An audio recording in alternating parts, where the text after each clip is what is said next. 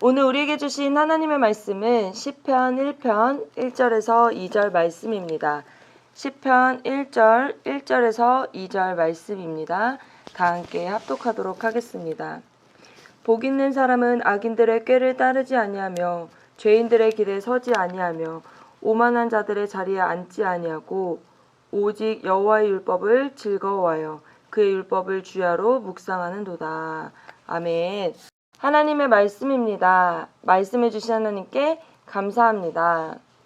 여러분, 원래 계획대로라면 오늘 우리가 은혜의 성전에서 모여서 예배를 드려야 했죠. 그런데 코로나 확진자가 급격히 늘어나면서 우리 친구들의 안전을 위해 현장 예배 재개를 연기하게 되었습니다. 너무나도 아쉽고 또 마음이 너무나도 아프지만 또 하나님께서 우리 중등부에게 더 큰 은혜를 부어주실 줄 믿습니다. 작년부터 지속되는 코로나, 우리가 코로나 아웃이라는 것을 외치고 있지만 이제는 위드 코로나로 생각을 전환하는 게 좋을 것 같아요. 애증의 관계죠. 코로나가 완전히 종식될 때까지는 코로나와 함께 우리에게 오는 이런 상황들을 하나님을 의지하면서 기도하면서 잘 이겨낼 수 있는 우리 중등부가 되기를 간절히 바랍니다. 오늘은 복 있는 사람은 이란 제목으로 말씀을 나눠보고자 합니다. 여러분, 꼬꼬무 아시나요? 꼬리에 꼬리를 무는 그날 이야기라는 프로그램입니다. SBS에서 방영되고 있는 예능 프로그램입니다. 이 프로그램은 과거의 어떤 이야기, 사건, 사실을 1대1로 대화하는 방식으로 전달합니다. 수다를 떨듯 이야기를 펼쳐나가죠. 전혀 알지 못했던 내용, 나와 전혀 상관이 없던 이야기인데도 불구하고 친한 친구와 수다 떨듯이 계속 이야기를 해주니까 얼마나 집중이 잘 되던지 전도사님도 텔레비전을 통해서 프로그램을 보는데 점점 이야기 속으로 빨려 들어가게 되더라고요. 때로는 감동도 받기도 하고 또 같이 무섭고 공포에 떨기도 하면서 혼자 볼 때 이걸 볼까 말까 고민한 적도 있습니다. 그 과거에 있던 이야기를 간접적으로 경험하게 되는 느낌입니다. 여러분, 우리도 이래야 합니다. 설교 말씀을 들을 때, 성경을 읽을 때, 또 큐티를 할 때 하나님을 경험하게 되기를 바랍니다. 그때 일어났던 이야기, 기록된 성경의 이야기가 오늘날 우리 중등부 친구들과 선생님들의 이야기가 되기를 간절히 소망합니다. 믿음의 선배들의 이야기가 아니라 오래된 책의 이야기가 아니라 지금 이 시간 나에게도 역사하시는 하나님의 말씀이 되기를 간절히 바랍니다. 왜 이런 이야기를 했냐면 이번 우리 하계수련의 주제가 바로 하나님을 경험하라입니다. 어떻게 하면 하나님을 경험할 수 있을까 전사님이 요즘 고민하며 기도로 준비하고 있었습니다. 그런 중에 시편을 묵상하면서 시편을 통해 만나는 하나님을 전해야겠다는 마음이 생겼죠. 시편은 어떤 책입니까? 하나님을 찬양하고 노래하고 그런 시들을 모아놓은 책입니다. 시편은 총 몇 편까지 있죠? 맞습니다. 150편까지 있는데요. 그 중에 무려 73편이 바로 우리가 잘 아는 다윗이 쓴 시입니다. 시편을 요약하면 시편 29편 2절이라고 할 수 있는데요. 여호와께 그의 이름에 합당한 영광을 돌리며 거룩한 옷을 입고 여호와께 예배할지어다. 아멘. 바로 하나님을 찬양하는 것, 하나님을 예배하자는 그런 말씀입니다. 시편의 내용을 잘 읽어보면 마치 일기와 같죠. 다윗은 기쁠 때나 슬플 때나 양을 칠 때 또 죽을 위기를 겪었을 때와 같이 그의 삶의 자리에서 하나님을 찬양합니다. 다윗은 자신의 모든 삶의 시간과 자리에서 하나님은 어떤 분이신지 발견해 가죠. 다윗은 점점 하나님과 친밀해집니다. 그래서 전도사님은 시편에 녹아져 있는 다윗의 고백과 찬양을 묵상하면 하나님을 경험할 수 있겠다라는 생각이 들었습니다. 마치 꼬꼬무처럼 시편 시리즈 설교를 하면서 묵상하고 설교를 준비하는 저나 또 말씀을 듣는 우리 친구들과 선생님들에게 하나님은 어떤 분이신지 깨닫는 역사가, 하나님을 깊이 있게 만나는 역사가, 시편의 기자들처럼 하나님을 찬양하는 역사가 일어나게 될 줄 믿습니다. 시편 1편은 복 있는 사람에 대한 내용입니다. 오늘 복이란 무엇인지, 어떤 사람이 복 있는 사람인지, 그렇다면 나는 복 있는 사람인지 살펴보고자 합니다. 복은 무엇인가요? 훌륭한 외모, 남들이 부러워하는 몸매, 경제적으로 풍요로운 금수저, 아니면 높은 성적, 이런 것들이 복일까요? 물론 이런 것들을 누리면 참 좋죠. 중요합니다. 그러나 이런 것들은 진정한 복이라고 할 수가 없습니다. 왜냐하면 이런 것들은 모두 세상에 속한 것들이기 때문이죠. 그래서 완전하지 않아요. 지금 모든 상황이 좋아 보이고 잘 풀리는 것 같아도 이 받은 복이 언제 무너져 내릴지 모릅니다. 또 지금은 어려운 것 같고 힘들어도 후에 엄청난 열매를 맺을 수도 있죠. 여러분, 전도사님이 공부를 잘했을 것 같아요? 못했을 것 같아요? 우리 중학교 3학년 친구들은 몇 번 설교 시간을 통해서 들어본 적이 있겠지만 우리 1, 2학년 친구들은 아직 들어본 적이 없을 수도 있을 것 같아요. 전도사님이 나름 공부를 열심히 해서 좋은 성적을 받았었어요. 대학교 학부 1학년 때 1학기 시험을 보고 보니까 열심히 공부했죠. 그리고 성적표를 받았는데 너무 성적이 잘 나왔던 거예요. 그래서 전액 장학금을 받게 되었습니다. 그때 부모님도 칭찬해 주시고 목사님들도 칭찬해 주시고 또 학교 친구들도 부러워하고 하면서 전도사님이 너무 감사했었어요. 와, 세상 다 가진 기분이었습니다. 처음엔 좋았는데 여러분, 그 성적이 떨어질까봐 벌벌 떨면서 전도사님이 학부 4년, 대학원 2년, 총 6년간 정말 뼈를 깎는 고통으로 공부했습니다. 성적만 보면, 결과만 보면 좋아 보이고 복받은 것 같이 보일 수 있겠지만 모든 것이 하나님의 은혜와 도우심이었음을 믿어 의심치 않지만 사실 정말 힘들었어요. 너무너무 스트레스도 받고 체력적으로 정신적으로 힘들었을 때가 많았습니다. 물론 기쁨과 감사가 넘쳤지만 그것만이 다가 아니었어요. 물론 학생으로서 최선을 다하는 자세는 중요하죠. 하지만 전도사님은 높은 성적을 받는 것이 절대적인 복이라고 생각하지 않습니다. 성경의 아브라함과 롯을 통해서도 알 수 있죠. 하나님의 은혜로 아브라함과 롯의 재산과 가족이 점점 많아졌습니다. 그래서 도저히 좁아서 같이 살 수가 없게 되었어요. 아브라함은 조카 롯에게 너가 원하는 땅을 먼저 고르라고 했습니다. 롯은 두 땅을 비교했죠. 소할 땅이 기름지고 물이 많음을 보고 그곳을 선택했습니다. 아브라함은 반대로 산골짜기 헤브론으로 이사를 갑니다. 여기까지만 보면 롯이 현명한 선택, 재테크를 잘한 것처럼 보입니다. 그런데 세월이 흐른 뒤 롯이 선택한 땅은 죄가 번영하여서 하나님의 심판을 받게 됩니다. 그의 모든 재산이 다 불에 타서 사라졌죠. 이처럼 우리가 지금 보는 조건과 상황 또 형편은 절대적인 완전한 복이 될 수가 없습니다. 완전한 복, 진정한 복은 하나님께 있는 줄 믿습니다.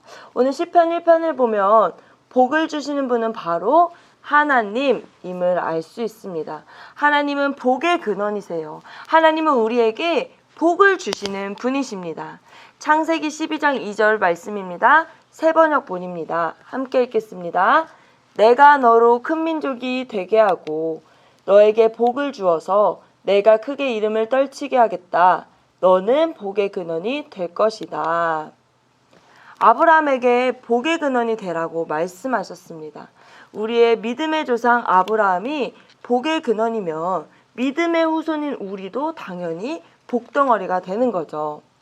그렇기 때문에 예수님을 믿는 자는 하나님의 자녀라면 우리는 이미 복을 받은 사람인 줄 믿습니다. 오늘 본문 1, 2절 말씀입니다. 복 있는 사람은 어떤 사람인지 잘 알려주죠. 다 함께 읽도록 하겠습니다. 복 있는 사람은 악인들의 꾀를 따르지 아니하며 죄인들의 길에 서지 아니하며 오만한 자들의 자리에 앉지 아니하고 오직 여호와의 율법을 즐거워하여 그의 율법을 주야로 묵상하는도다. 아멘. 여러분, 이 구절들을 보면 이런 것들을 해야 복을 받는다고 말하지 않습니다. 복 있는 사람이 되기 위한 조건들을 설명하는 것이 아니라는 거예요. 이미 복 있는 사람은 이런 사람들이다 라고 설명을 하고 있습니다. 복 있는 사람을 두 가지로 짧게 살펴보도록 할 건데요. 나는 지금 복 있는 사람인가? 스스로 점검해 봅시다. 첫 번째, 복 있는 사람은 죄를 멀리합니다. 누가 뭐라고 하지 않아도 금지해서가 아니라 스스로 죄를 멀리하게 됩니다. 죄를 싫어하게 되죠. 복 있는 사람은 악인들의 꾀를 따르지 않는다고 말하고 있습니다. 세상 사람들은 꾀를 부려서 어떻게든 자기 이익을 얻으려고 합니다. 때로는 사기를 치는 사람도 있고요. 공부를 열심히 안 하고 꾀를 부려서 컨닝, 또 옆 친구 거를 보는 친구들도 있습니다. 거짓말을 하면서 자기의 이익을 취하기도 합니다. 그런데 복 있는 사람은 이런 것들을 싫어하는 거예요. 예수님처럼 신실하고 정직하게 살고 싶어 합니다. 또 말씀을 보면 죄인들의 길에 서지 않는다고 말하고 있습니다. 예전에 전도사님이 지은, 니은 이런 언어 습관을 사용하는 친구들에게 이렇게 그런 단어를 쓰지 말라고, 욕하지 말라고 한 적이 있었어요. 그런데 그 친구가 이렇게 대답을 했습니다. 이건 욕이 아니라 자기들끼리 자주 사용하는 언어 습관이라는 거예요. 그때 전사님이 조금 깜짝 놀랐었는데요. 아, 욕은 욕이고 욕은 죄인데 이것들을 죄로 여기지 않는구나 라고 하면서 놀란 적이 있었습니다. 여러분, 하나님께서 욕하는 것을 좋아하실까요? 당연히 아니죠. 욕뿐만이 아닙니다. 우린 성령님께서 무엇이 죄인지 아닌지 깨닫게 하십니다. 그렇기 때문에 복 있는 사람은 죄인들의 길에 서지 않는 거예요. 또 1절 마지막 부분에 보면 오만한 자들의 자리에 앉지 않는다고 말하고 있습니다. 오만을 원어로 보면 비웃는 자들, 조롱하는 자들이란 뜻을 가집니다. 쉽게 말하면 남을 무시하고 비웃는 거죠. 복 있는 사람은 남을 깔보고 무시하지 않습니다. 오히려 인정해주고 사랑해주고 칭찬해주고 배려해줍니다. 예수님처럼 섬김의 삶을 사는 거예요. 여러분은 어떠신가요? 복 있는 사람입니까? 악인들의 꾀를 따르고 있진 않나요? 죄인 줄 알면서도 짓고 있진 않나요? 오만한 자로 살고 있진 않나요? 이 시간 내 안에 이런 모습들이 있다면 회개합시다. 주님, 제가 복 있는 자가 되게 하여 주옵소서. 기도합시다. 두 번째, 복 있는 사람은 하나님과 대화하는 것을 즐기는 사람입니다. 여러분, 성경 잘 읽고 계신가요? 매일 성경을 읽고 있나요? 성경 읽기 하자고 하면 졸린 친구들 있을 거예요. 전도사님도 때로는 그럴 때도 있는데요. 성경 읽기를 하면 왠지 나른해지고 어려운 것 같은 기분이 들 수가 있습니다. 오늘 본문에 복 있는 사람은 오직 여호와의 율법을 즐거워하여 그의 율법을 주야로 묵상한다고 말하고 있습니다. 묵상이란 단어를 보니까 본래 뜻이 말하다, 속삭이다입니다. 그러니 여호와의 율법을 즐거워하여 그의 율법을 주야로 묵상한다는 것은 하나님의 말씀을 너무 좋아하고 하나님과 긴밀하게 대화한다고 할 수 있는 거죠. 얼마나 하나님이 좋으면 아침 저녁으로 말씀을 통해 하나님과 대화하고 싶어질까? 여러분, 친구들과 약속하고 만나면 시간 가는 줄 모르고 그런 경험이 다 있을 거예요. 전도사님도 친구들과 카페에서 수다를 떨면 시간 가는 줄 모르고 대화할 때가 한두 번이 아닙니다. 너무 재밌어요. 시간이 금방 가요. 벌써 헤어질 시간이야? 라고 하면서 아쉬워할 때도 있죠. 바로 복 있는 사람은 하나님의 말씀을 이런 태도와 마음으로 대한다는 거예요. 너무 졸린데 피곤한데도 내가 좋아하고 사랑하는 사람과 전화 통화를 한다면 행복하죠. 이것이 바로 복 있는 사람입니다. 복 있는 사람은 이렇게 하나님의 말씀을 사랑하고 매일 주님과 대화하는 사람입니다. 그렇다면 여러분은 복 있는 사람인가요? 바라기는 우리 중등부는 하나님과 매일 대화하는 복된 사람이 되기를 바랍니다. 하나님의 말씀을 진짜 시간 가는 줄 모르고 읽고 묵상하는 자들이 되기를 소망합니다. 말씀을 정리하겠습니다. 여러분, 우리 복 받읍시다. 복덩어리가 됩시다. 복 있는 사람이 됩시다. 복은 세상의 형편과 조건이 아닙니다. 우리에게 복을 주시는 분은 하나님이십니다. 오직 하나님께서만 진정하고 또 완전한 복을 주신다는 것을 믿고 늘 기억하게 되기를 간절히 바랍니다. 오늘 나눴던 본문처럼 나는 복 있는 사람이기에 죄를 멀리하려고 하는가? 나는 복 있는 사람이기에 하나님과 대화하는 것을 즐기나? 다른 말로 하나님의 말씀을 잘 묵상하고 말씀을 통해 하나님과 긴밀해지고 있는가? 돌아봅시다. 복 있는 사람은 3절에 보니까 모든 일에 다 형통하리라 라고 말씀하십니다. 또 6절에 의인들의 길은 여호와께서 인정하신다고 말씀하고 계십니다. 우리 중등부 친구들과 선생님들, 우리 복 있는 사람이 되어서 끊임없는 하나님의 은혜를 경험하게 되기를 간절히 바랍니다. 우리 이 시간 짧게 기도하길 원하는데요.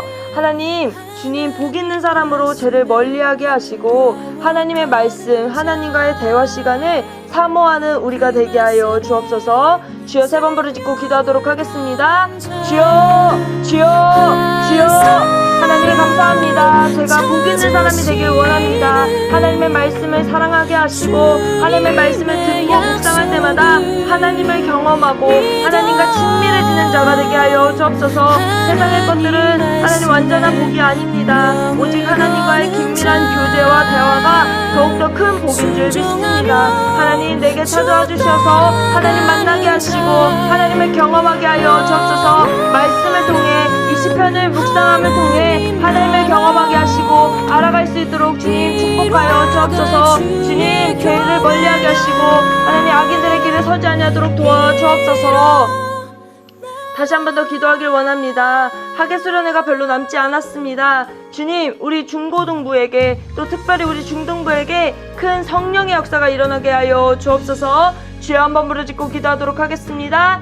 주여, 하나님, 학예 수련회가 별로 남지 않았습니다. 지금부터 기도로 준비하게 하시고 우리의 일정을 조율하여 주시고 세워주신 강사님들과 함께 하여 주셔서 은혜의 말씀을 나눠 주옵소서. 우리가 말씀을 들을 때마다 하나님을 경험하게 하시고 프로그램을 할 때마다 하나님을 경험하게 하시고 하나님을 만나게 하시고 더욱더 하나님과 친밀해질 수 있는 우리 중등부가 되게 하여 주옵소서. 세워주신 강사님들에게 성령 충만함을 주시고 또 우리가 임하는 모든 선생님들과 친구들에게 은혜의 역사가 일어날 수 있도록 도와주옵소서.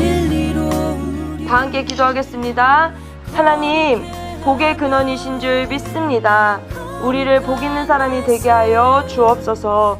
죄를 멀리하는 거룩한 자녀가 되게 해주세요. 하나님의 말씀을 매일 묵상하는 자녀가 되게 해주세요. 예수님의 이름으로 기도드렸습니다. 아멘.